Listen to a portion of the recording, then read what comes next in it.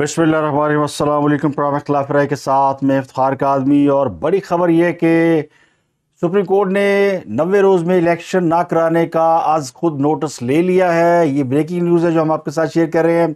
Supreme court ने कल दोपहर 23 फरवरी को इस केस की समाअत का ऐलान किया। 9 रुकनी बेंच बना दिया गया। इस बेंच में कौन कौन से जज शामिल हैं, कौन कौन से आम जजेस को शामिल नहीं किया गया। तो ये एक मौजूदा हालात के तनाज़र में एक बहुत बड़ी खबर है। ये खबर ऐन उस वक्त सामने आई है जब इलेक्शन कमीशन की तरफ से इस बात का ऐलान किया जाना मतवक्को था कि अटॉर्नी जनरल के साथ मुशावरत का अमल मुकम्मल हो चुका है। तमाम कानूनी और आइनी माहिरीन के साथ मुशावरत मुकम्मल हो चुकी है और इलेक्शन कमीशन ने ये अनाउंस करना है कि इलेक्शन की तारीख देना सदर पाकिस्तान का आइनी इख्तियार नहीं है। सदर ने एक आइनी इख्तियार इस्तेमाल करते हुए जो बकौल उनका आइनी इख्तियार है 9 अप्रैल को मुल्क भर में इंतखाबात कराने का ऐलान किया था, लेकिन इस पर इलेक्शन कमीशन ने एक पोजीशन ले ली है।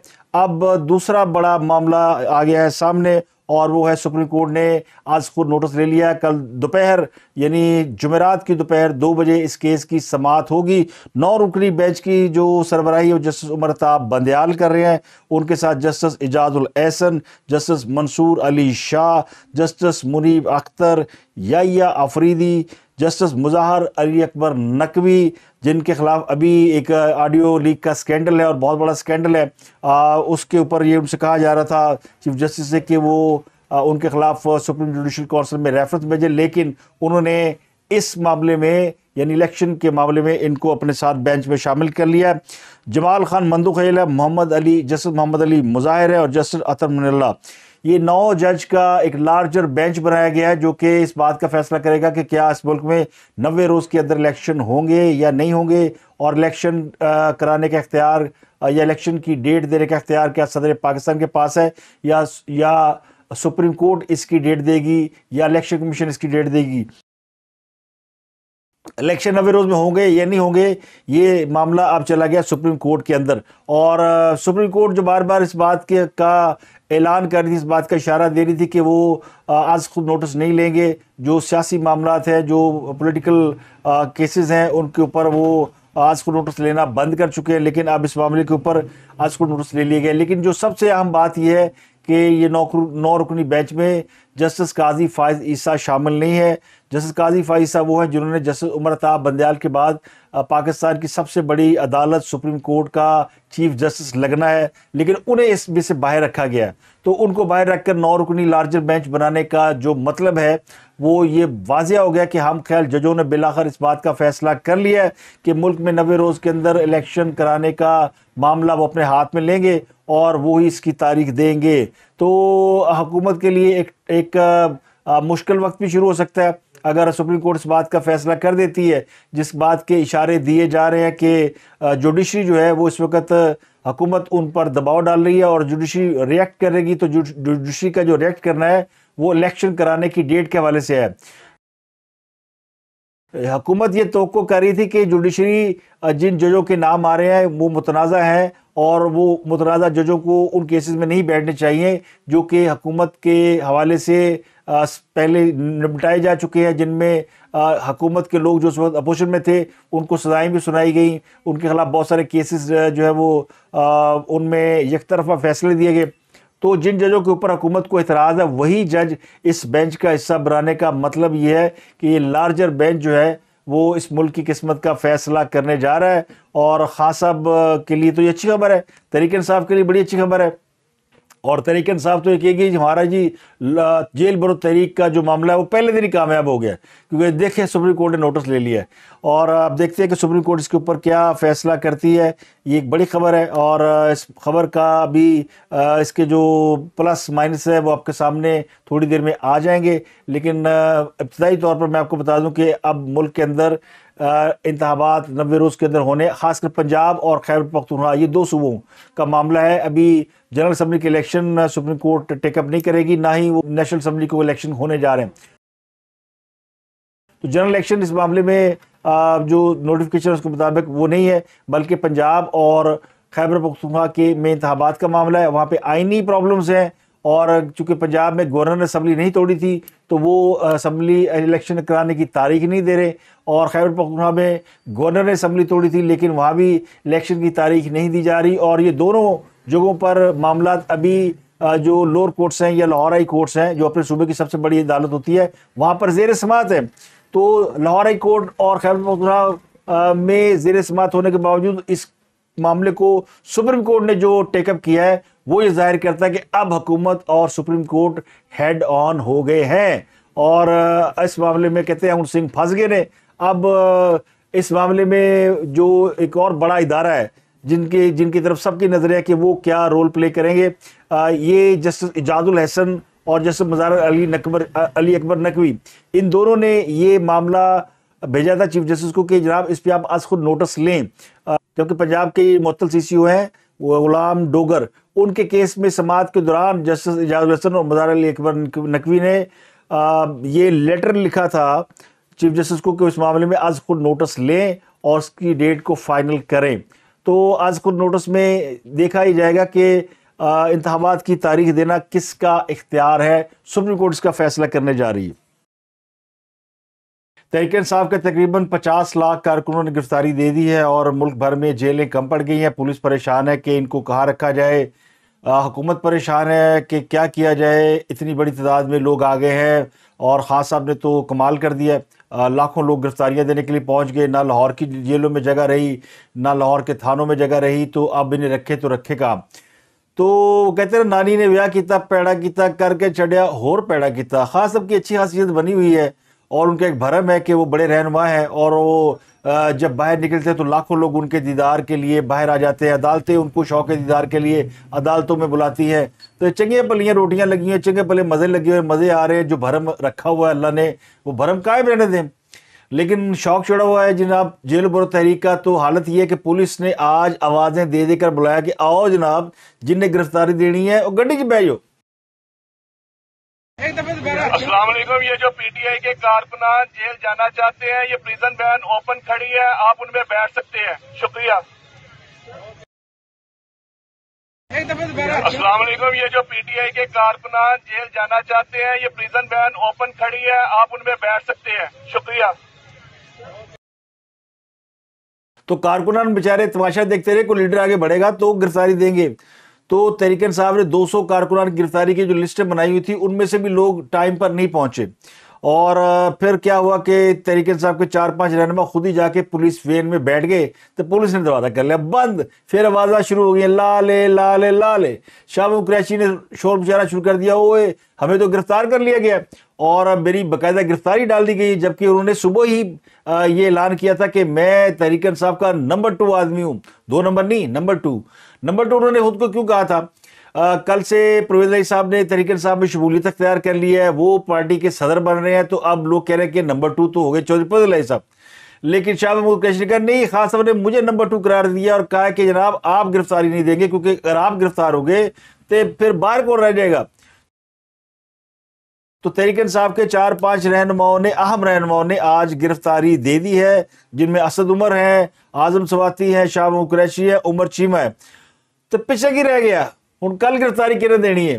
تو تحریک انصاف کے 5-6 لوگوں کو اور ساتھ کچھ اور بچے بچونگڑوں کو پولیس لے گئی کوٹ لکھپت جیل، اور کل ملا کر کوئی یہ 200-225 قیدی بنتے ہیں جن کی آج رات کوٹ لکھپت جیل میں باقاعدہ تواضع کی جائے گی، باقاعدہ ان کے خلاف مقدمہ درج کر لیا گیا نقص امن کا، اور ممکن ہے پولیس رات کو چھوڑ بھی دے، پولیس کا کچھ نہیں پتا ہوتا یہ ان کو مہمان رکھ کے کیا کرنا ہے، تو پولیس بڑے ہی پیار سے انہیں احترام سے گرفتار کر کے لے گئی ہے۔ تو تحریک انصاف کی جیل برو تحریک کا جو پہلا مرحلہ ہے وہ بالکل ایسے تھا جیسے کوئی مذاق ہو رہا ہے، یعنی خاص اب جتنی سنجیدگی اپنی تقریروں میں دکھاتے ہیں، عملی طور پر ان کے لوگ اتنا ہی ان کا مذاق اڑاتے ہیں۔ تو تحریک انصاف نے اگر جیل برو تحریک شروع کرنی تھی تو اس کے لیے کوئی سیریس ایفرٹ ہونی چاہیے تھی، نظر آنا چاہیے تھا کہ جناب ایک دھماکہ ہوتا کہ آج سے تحریک انصاف نے جو گرفتاریاں شروع کر دی ہیں۔ آپ ان کو چھوڑے جو ان کا حمایتی میڈیا ہے، وہ بھی آج یہ کہہ رہا تھا یہ لاہور چیئرنگ کراس پہ کہ جناب یہ تو فلاپ شو ہے، یعنی ڈیڈ فلاپ شو ہے، یہ ایسی فلم ہے جو چڑھنے سے پہلے ہی فلاپ ہو گئی۔ تو جیل برو تحریک جو ہے وہ تحریک سے زیادہ ایک سیلفی شو تھا، جو لوگ وہاں پہ لوگوں نے بڑے بڑے لیڈران کو دیکھا، سو کالڈ لیڈران کو، تو وہ ایک دوسرے کی تصویریں اتار رہے تھے. ان کے جو فین فالوور گئے ہوئے تھے، کوئی انٹرسٹڈ نہیں تھا. تو چلو 200 کی بجائے کوئی جو وہاں پہ 2-4 ہزار لوگ موجود تھے وہ سارے کے سارے گرفتاری دے دیتے، کم از کم آدھے ہی دے دیتے. تو یہ بھرم رہ جاتا کہ جی 200 نہیں، زیادہ لوگ گرفتار ہوئے ہیں. تو تحریک انصاف نے چھوٹا موٹا جو تماشا لگانے کی کوشش کی وہ بھی نہیں لگ سکا. اس سے زیادہ تو تماشا کل خان صاحب کی عدالت میں پیشی کے وقت لگ گیا تھا. تو اب شاہ محمود قریشی کو جب وہ وین میں لے جا رہے تھے تو کہتے ہم تو سوچ رہے تھے ہمیں CCP آفس لے کے جائیں گے، اور ان نے مجھے گرفتار کر لیا ہے. اب نہ جانے کہاں لے جا رہے ہیں. میرا خیال تھا CCPO آفس لے کر جائیں گے، لیکن وہ گزر چکا ہے اور کہیں اور لے کر جا رہے ہیں. جہاں بھی لے کر جائیں گے وہ پتہ چل جائے گا. اور میرا پیغام یہ ہے کہ کارکن ہر ان کا خیال یہ تھا کہ یہاں پہ وہ آگے ہوئے ہیں، کیا نام ہے ان کے، غلام محمد ڈوگر صاحب باوردی. آج وہ بیٹھے ہوں گے، وہ کہیں گے جناب شاہ محمود قریشی صاحب تشریف لائیں، آفس کی کرسیاں وہاں پہ ان پہ بٹھایا جائے گا، چائے پانی سے تواضع کی جائے گی، بسکٹ کھلائے جائیں گے، اور پھر کہا جائے گا جی اس نے مذاق کیتا سی، تسی ایویں گڈی چ بہ گئے جناب، آرام نہ کر جاؤ. لیکن ایسا نہیں ہوا. پولیس سیدھی لے گئی کوٹ لکھپت جیل، کیونکہ ڈوگر صاحب کو بھی چارج ملا نہیں ہے، اور ڈوگر صاحب کو عدالت نے بحال تو کر دیا، ان کا آرڈر جاری کیا نہیں ہے، اور آرڈر جاری ہوتا نظر بھی نہیں آ رہا. پہلے کہتے منگل کو جاری ہوگا، پھر کہا جی بدھ کو جاری ہوگا. تو جتنی افتاد عدلیہ پر پڑی ہوئی ہے تو یہ آرڈر جاری ہوتا نظر نہیں آتا. اس پر بات کریں گے. آج تو پرائم منسٹر نے جوڈیشری کو بھی سنا دی ہے، اور عمران خان اور شہباز شریف بھی آمنے سامنے ہو گئے ہیں. تو آج بہت کچھ ہو رہا ہے. اور آج قاضی فائزی صاحب نے ایک بہت بڑے کیس میں ایسے ریمارکس دیے ہیں کہ وہ یعنی جن کے بارے میں ریمارکس ہے اگر ان کو تھوڑی سی بھی شرم ہو تو ڈوب مرے. لیکن کوئی ڈوبے گا نہیں، کیونکہ پاکستان کے اندر جو شرم ہے، جو غیرت ہے، وہ حیا ہے، وہ جو ہے وہ گروی رکھ دی گئی ہے، وہ کہیں چلی گئی ہوئی ہے. تو آج عمران خان صاحب نے جو قوم سے خطاب کیا شہباز شریف کی تقریر کے بعد، شہباز شریف نے ایک پریس کانفرنس کی، اس میں انہوں نے اس میں کفایت شہری کے اوپر ایک بات کی اور کہا جی ہم آج سے 200 ارب روپے کی بچت کر رہے ہیں، اور تمام جو وزراء ہیں ان سے لگژری گاڑیاں واپس لے رہے ہیں، اور جون 2024 تک لگژری گاڑیاں خریدنے پر پابندی ہے، جو گاڑیاں موجود ہیں واپس لے کر نیلام کرائیں گے، وزیر مشیر معاونین ان کی برات ختم، تنخواہیں بند، گیس پانی بجلی کا بل ذاتی جیب سے ادا کریں گے. بڑا شور تھا سوشل میڈیا پہ، سب کہہ رہے تھے جناب پہلے اپنے پہ چھری چلائیں. تو انہوں نے اپنے وزراء مشیروں پہ اور بیوروکریسی پہ چھری چلا دی ہے. انہوں نے آسٹیریٹی کا، یعنی وہ جو خود کفایت شہری کا تھا، اس کا اعلان کر دیا. تو اس کا مطلب یہ کہ ابھی چھوٹی سی ایفرٹ کی گئی ہے جس میں 200 ارب سالانہ بچ رہا ہے، اور ابھی اس میں جج شامل نہیں ہے، جوڈیشری شامل نہیں ہے جو سب سے زیادہ برات لیتی ہے، فوج بھی شامل نہیں ہے. فوج آسٹیریٹی کا اعلان خود کرے گی، اور جوڈیشری سے بھی ریکویسٹ کی گئی ہے کیونکہ ان کو تو کوئی ہاتھ لگا نہیں سکتا، اور ان کو آئین اور قانون نے تحفظ دیا ہوا ہے کہ جناب ان کے بارے میں نہ آپ کو کوئی بات کر سکتے ہیں، نہ ان کے بارے میں کوئی آپ فیصلہ دے سکتے ہیں. تو اب ان سے درخواست نہیں کی جا سکتی کہ جناب تسی بھی کچھ کٹ کرو. تو میرا خیال ہے کہ 200 ارب اگر حکومت کے کھاتے میں کم ہو رہا ہے تو ان کے تو دگنے تگنے اخراجات ہوں گے. تو اگر سب مل کے اخراجات کم کرے تو یہ کوئی 400-600 ارب روپے سے زیادہ بن جاتا ہے. تو اندازہ لگائیں کہ ہم سالانہ ان کے اوپر کتنے اربوں روپے خرچ کر رہے ہیں، اور یہ کام بہت پہلے ہو جانا چاہیے تھا. لیکن چلے سوشل میڈیا کی اویئرنیس سے کچھ نہ کچھ تو فائدہ ہوا ہے. ان کی تقریر کے بعد خان صاحب آگے ٹائم ضائع کرنے کے لیے، اور خان صاحب نے وہی مطلب کوشش کی کہ جو شہباز شریف نے آگے اعلان کیا نا، اس میں ایک مین بات یہ تھی کہ IMF سے معاہدہ کرنے جا رہے ہیں تو آگے مہنگائی ہوگی. اس کے اوپر خان صاحب آگے کہ جناب پہلے یعنی مہنگائی ہوگی، جب سے آپ آئی آپ کی حکومت 3 گنا مہنگائی ہوگی، اب آپ اور ہمیں مہنگائی بتا رہے ہیں، تو ہمیں کس لیے ہٹایا تھا. تو خان صاحب کا یاد تک تو بات ٹھیک تھی کہ مہنگائی کم کرنے آئے تھے، وہ نہیں کر سکے اور بڑھانے کی بات کر رہے ہیں. لیکن ساتھ ہی عمران خان صاحب کو چونکہ منہ کی وہ ہے بواسیر ہے، تو انہوں نے کو آل فول بکرا شروع کر دیا. وہ پھر ایسی باتیں کرتے ہیں جس سے وہ اپنے ہی کیے کو اس میں مینگنے ڈال دیتے ہیں. تو انہوں نے مینگنے ڈالنی شروع کر دی، اور پھر انہوں نے جناب جو بھاشن دینا شروع کیا وہ ساری وہ کیسٹیں جو آپ پہلے بھی سنتے رہے ہیں. 25 مئی تشدد کیا گیا، ایسا سلوک مقبوضہ کشمیر میں نہیں کیا جاتا، مقبوضہ کشمیر میں جیسا سلوک ہوتا ہے. خان صاحب ایک دن اگر آپ لوگوں کے ساتھ ہو جائے تو آپ زندگی بھر سیاست سے توبہ کر لیں گے. جو کچھ وہ لوگ برداشت کر رہے ہیں، یا تو ہوا ہی کچھ نہیں، یا تو پولیس نے صرف وہ ہلکی سی ایک ٹیئر گیس پھینکی اور لوگوں کو سوٹیاں ماری. لوگوں نے تو کوڑے کھائے ہوئے ہیں, زندان بھگتے ہوئے ہیں, اور وہ وہاں پیلٹ گن سے مارا جاتا ہے جس کے چھرے لگے ہوتے ہیں. تو خان صاحب کہتے ہیں جی مقبوضہ کشمیر بنا دیا. تو انہوں نے وہ پڑھنا شروع کر دیا, غم کی داستان سنانی شروع کر دی, یہ کہہ لیں. پھر انہوں نے ایک اور بات کی کہ یہ کچھ بھی کر لیں, یہ الیکشن بھی کرائیں گے اور میری حکومت بھی آئے گی, ہر صورت آئے گی, طے ہے. خان صاحب نے کہا پتھر تے لکیر ہے, میری حکومت آئے گی. پھر چلے, یہ کانفیڈنس اچھی بات ہے, لیکن اگلی بات سن لیں کہ میں اقتدار میں آ کر ان کو نہیں چھوڑوں گا, اور یہ جو ان لوگوں نے جو ہمارے ساتھ کر رہے ہیں, میں ان کو جو ہے وہ ان سے حساب لوں گا, ان کو نہیں چھوڑوں گا. تو ایک بندہ یہ دعویٰ کر رہا ہے کہ وہ اقتدار میں آ کے آپ کو نہیں چھوڑے گا, تو آپ اس کی شکل دیکھ رہے ہیں کہ یہ ہمیں دھمکیاں دے رہا ہے, ہم اس کو اقتدار میں آنے کا موقع دیں, آپ اسے کیوں چھوڑ رہے ہیں؟ تو ایسا شخص جو حکومت کی ریٹ کو چیلنج کرے اور وہ کہتے ہیں میری حکومت آ رہی, جو مرضی کر لیں. یعنی خان صاحب نے کوئی صحیفہ آسمانی لکھا ہوا ہے کہ جناب میری حکومت آ رہی ہے اور میں آ رہا ہوں بس, اور میں نہیں چھوڑوں گا. یہ دھمکیاں وہ ایسے بڑے عرصے دیتے آ رہے ہیں. اور ایک اور آپ کو امپورٹنٹ بات بتا دیں, ایک اور خبر آپ کے ساتھ شیئر کر دیں. الیکشن کمیشن نے صدر کے خط کے بعد جو انہوں نے لکھا الیکشن کمیشن کو کہ جناب 9 اپریل کو الیکشن کرا دیں, انہوں نے مشاورتی عمل مکمل کر لیا ہے. اٹارنی جنرل سے, وکلاء سے, سب سے مل لیا, اور اٹارنی جنرل نے انہیں بتا دیا کہ جناب یہ نہیں ہو سکتا, یہ جو صدر نے اختیار استعمال کیا یہ غیر آئینی ہے, یہ غیر قانونی, صدر کے پاس یہ اختیار ہی نہیں ہے. صدر جنرل الیکشن کی ڈیٹ دے سکتے ہیں, صوبوں کی ڈیٹ دینا گورنرز کا کام ہے, یہ گورنرز کا اختیار ہے. اور یہ رائے اٹارنی جنرل کی ہے, اس پر فیصلہ ہو گیا الیکشن کمیشن نے. اب اس نے کسی وقت اناؤنس ہی کرنا ہے, یعنی انہوں نے صدر کو شٹ اپ کال ہی دینی ہے کہ جناب شٹ اپ, یہ آپ کی حیثیت نہیں ہے, آپ کی اوقات نہیں کہ آپ ڈیٹ دے سکیں, یہ غیر آئینی کام ہے. تو جب آپ آئین توڑتے ہیں, غیر آئینی کام کرتے ہیں, تو پھر شٹ اپ کال تو پھر بنتی ہے نا. تو شٹ اپ کال آ رہی ہے, اور وہ کسی وقت پریس کانفرنس کر کے الیکشن کمیشن جو ہے وہ صدر کی دی ہوئی تاریخ کو مسترد کرنے کا باقاعدہ اعلان کریں گے. تو پی ٹی آئی کی جیل برو تحریک ابتدائی طور پر ناکام ہو گئی ہے. اس کے علاوہ ایم کیو ایم نے ضمنی الیکشن کا بائیکاٹ کر دیا. انہوں نے تمام لوگوں نے ان کے جن لوگوں نے کاغذات نامزدگی جمع کرائے تھے وہ آج واپس لے لیے ہیں. بڑی خبر یہ ہے کہ بلوچستان کے وزیر مواصلات سردار عبدالرحمان کھیتران کو گرفتار کر لیا گیا ہے. تو سردار عبدالرحمان کھیتران کے بھتیجے کو بھی گرفتار کیا گیا ہے, ان کو بھی حراست میں لے لیا گیا ہے, اور مری قبیلے کے مغویوں کی بازیابی کے لیے سیکورٹی اداروں کو خط لکھ دیا گیا ہے. وزیر داخلہ بلوچستان انہوں نے خط لکھا ہے, اور اس خط میں کہا گیا جی کہ جو لوگ مغوی ہیں, کیونکہ یہ کہا جاتا ہے ان کے اور بھی لوگ جو ہے وہ ان کی حراست میں ہے یا انہوں نے جیل میں رکھی ہوئی ہے.